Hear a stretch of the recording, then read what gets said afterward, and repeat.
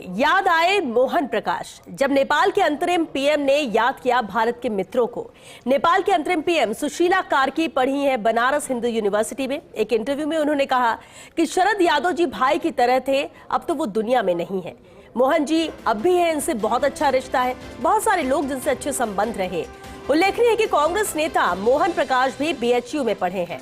BHU छात्र संघ के पदाधिकारी रहे, राजस्थान के राजाखेड़ा से विधायक भी रह चुके हैं। वे कांग्रेस के थिंक टैंक माने जाते हैं। मोहन प्रकाश सुशीला कार्की के साथ बीएचयू में पढ़े हैं।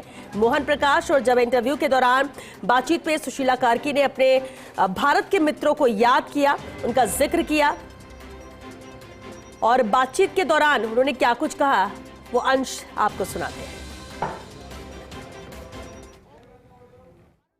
I am very much impressed with Indian leaders.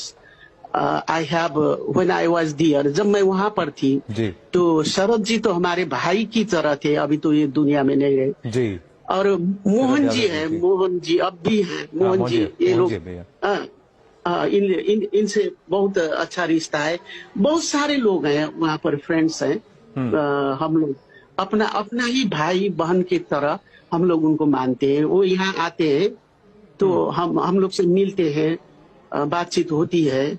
हम लोग भी जब जाते हैं तो, और मेरे हस्बैंड जो है तो वो तो बहुत सारे दिन वहीं पर रहे हैं, भारत में ही रहे हैं। बहुत सारे दोस्त हैं वहाँ पे उनका, बहुत सारा दोस्त है, मिलना जुलना होता ही रहता है।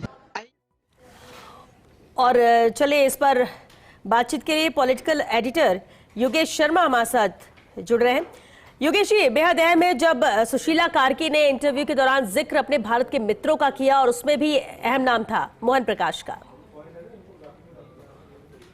देखिए श्वेता, ये बड़ी बात है कि अपने पुराने मित्रों को याद रखना, और वो भी इतने बड़े पद पर जाने के बाद भी उन्हें नहीं भूलना। और ये एक कहा जा सकता है कि आखिर क्यों वो नेपाल में सबकी पसंद बनी, क्यों आखिर उन्हें ही अंतरिम प्रधानमंत्री बनाया गया, क्यों वो जैन जी जो कि 25 साल से कम युवाओं का आंदोलन, उसने इतने उम्र की महिला को अपना प्रधानमंत्री चुनने के योग्य माना। तो ये आप देख सकते हैं कि उनकी वाणी में मधुरता और भारत के प्रति उनका अपनत्व। भारत में बीएचयू में वो पढ़ी, बीएचयू में उन्होंने राजनीतिक शास्त्र की डिग्री ली और वहां पर जो मित्र रहे उनको उन्होंने याद किया। शरद जी का नाम लिया, शरद जी मतलब शरद यादव जो कि बड़े नेता रहे, अब इन दिनों इस दुनिया में नहीं है।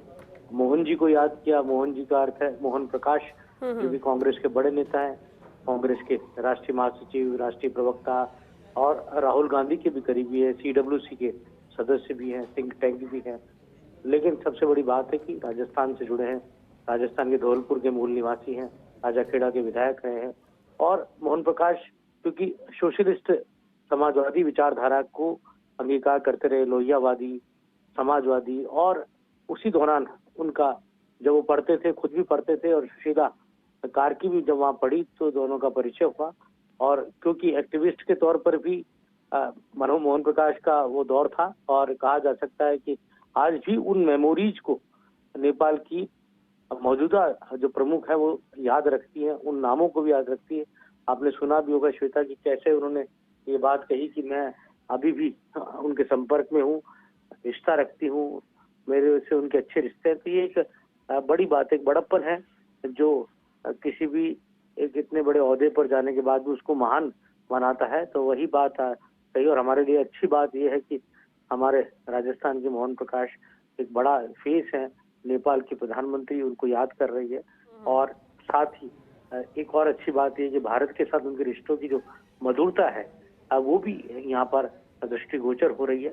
और जिस तरह से सुशीला कार्की का प्रधानमंत्री नरेंद्र मोदी को लेकर भी जो उनका वक्तव्य है, जो वो सोच रखती हैं, नरेंद्र मोदी के व्यक्तित्व से भी प्रभावित वो रही हैं, ये भी उन्होंने एक इंटरव्यू में कहा।